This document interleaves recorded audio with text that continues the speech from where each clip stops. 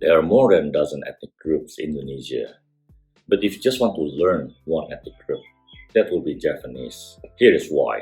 First, it's the largest ethnic group in Indonesia, up to 40% of total population. Second, all Indonesian presidents from the day of independence up to today's president-elect Prabowo Subianto were all Javanese born, except B.J. Habibie. Third, there's a huge Javanese population overseas, most notably in Suriname. Some of them go on to become politicians. I will leave the link in the description if you are interested. And perhaps the most famous overseas Javanese is Anggun Cipta Sasmi, Indonesian-born French singer. She is now a French national, obviously, but people back home are still very proud of her.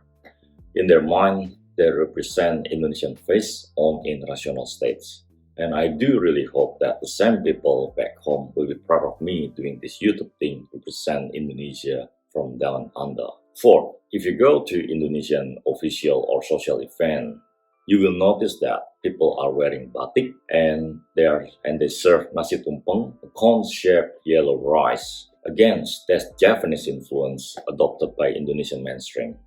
I can keep going, but you get the idea. Javanese culture is a dominant influence in Indonesia. Before I get down to 3 Javanese cultures you need to know, you will notice that some of them are not uniquely Javanese. There will be similarities with other cultures.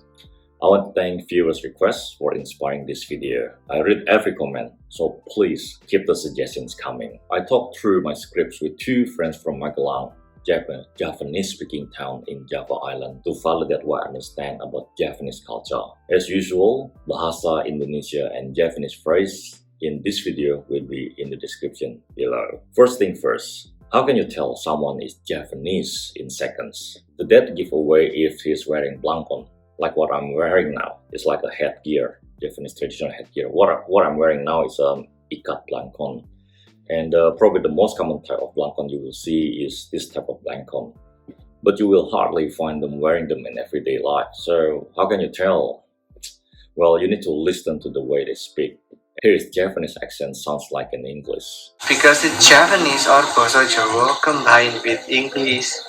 To be honest, I am able to speak in 3 different languages. Wow, 3 different languages. Very impressive, isn't it? Many English speakers find French sound romantic, but for me, it's Javanese. There's a melody in the way Javanese speak. With that out of the way, now let's dive into the 3 things that you need to know about Javanese cultures. First, politeness and humility. If you've been to Japan, one thing that strikes you is their extreme politeness. Javanese is our Indonesian Japanese. There's no such thing as being too polite in Javanese culture. How do you show politeness? You can show it in attitude and learn few Javanese words. For example, when trying to pass someone or a group of people, bend your back a little bit and say "Nuwun sewu," excuse me, as you pass. Address them with mas or bro for male and mbak female if they are younger or around your age. For older Javanese, you better stick with bapak for male and ibu female.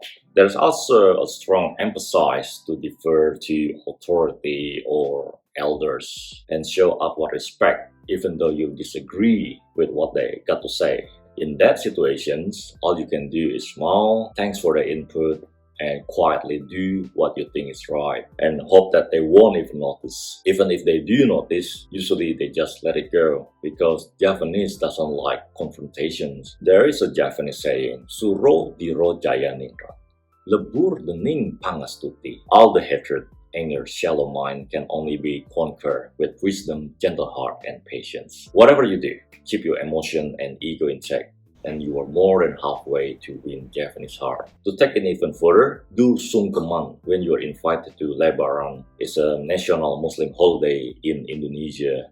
Or mudik, go back to the hometown. Or when you meet your in-law, it's an English equivalent of kissing ring.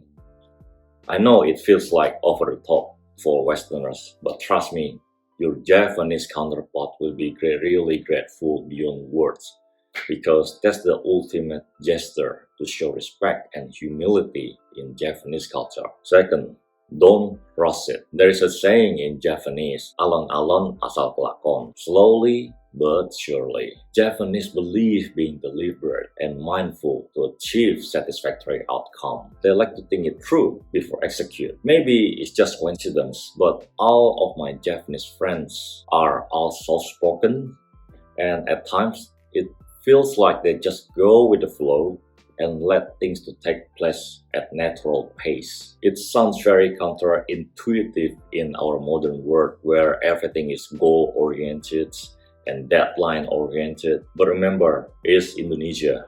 Time is an elastic concept.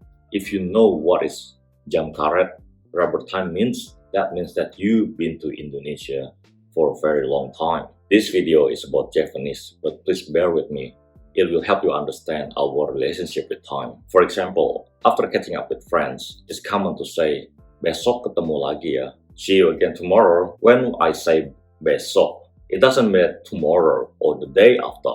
That could be sometime in the near future. Same thing with the past. Bagaimana wawancara kemarin? How did you go with the interview yesterday? Kemarin literally means yesterday. It doesn't mean the day before. It could be weeks before. But still, we use kemarin because, again, it's an elastic concept. So you see, we are pretty laid back when it comes to time. So the way to mitigate this is to give a slack in your schedule. If you push too hard, you will come across as being rude.